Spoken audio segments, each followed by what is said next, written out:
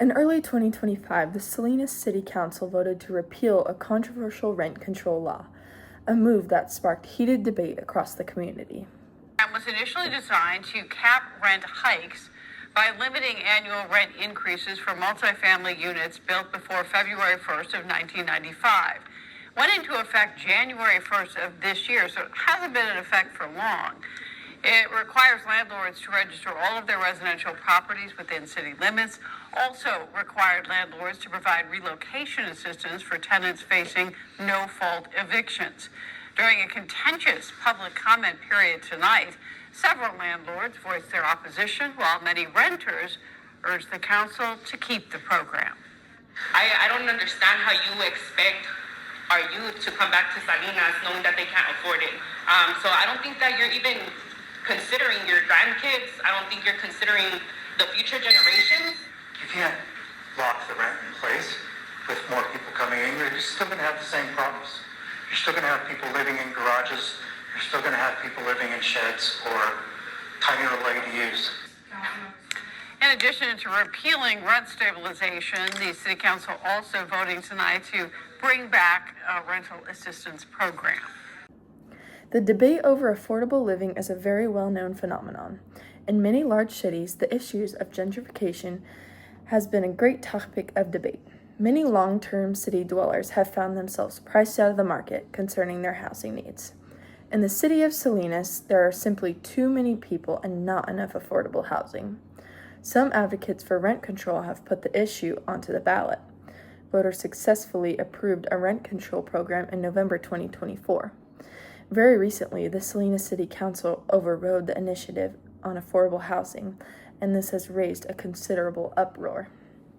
At first glance, capping rents might sound like a response to soaring housing costs, but from an economic perspective, rent control is not just flawed, it's counterproductive. Economists across the spectrum agree price ceilings like rent control come with unintended consequences. They reduce the incentive for landlords to maintain units, discourage new housing construction, and can actually make housing shortages worse in the long run.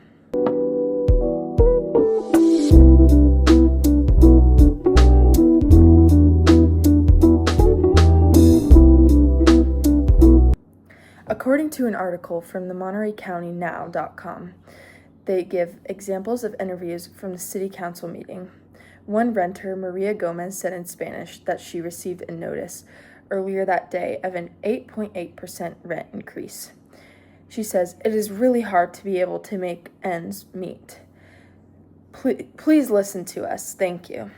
Rental owner Jennifer Mills says, "I'm very upset about this ordinance. I plan on selling my rentals and taking my money somewhere else." Those two themes continued with passion through the night. On one side were renters' stories of scraping together money to pay high rent, only to face malfunctioning appliances and other issues that would go unaddressed. On the other hand, landlords were arguing that continued investment, particularly in older properties subject to rent control, a restriction implemented in 1995 when California's Costa-Hawkins Rental Housing Act passed in Salinas, would diminish.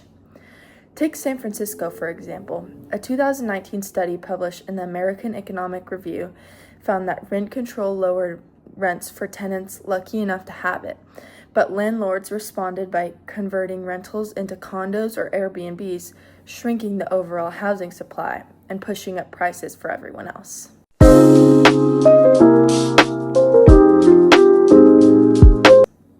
Salinas is already facing a housing affordability crisis.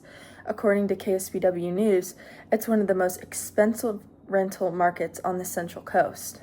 It's hard to make sure you do have that roof over your head to keep afloat. Pamela Weeks rents a 3-bedroom home in Salinas for around $2,100 and lives with 3 other people. It's hard to do it by yourself. Pamela has 2 jobs, currently looking for a third to be able to keep up with rent and bills. She says it's tiring only working and not being able to afford things she wants. Anything like luxury, I'd say. Like if I want to go and go shopping or something, like, nope, make sure you have groceries, make sure there's your rent ready.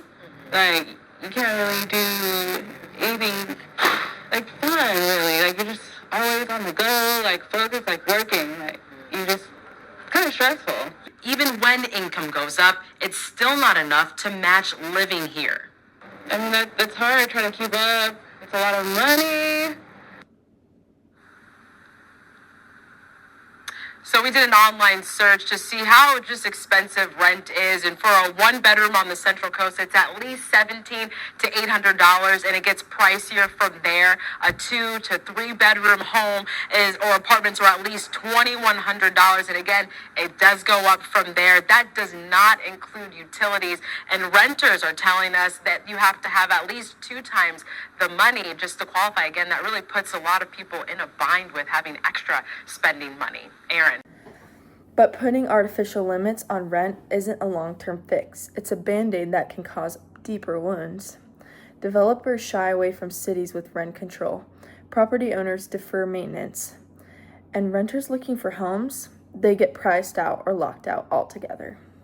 Instead of rent control, the city council should have a more targeted and economically sound solution: rental assistance.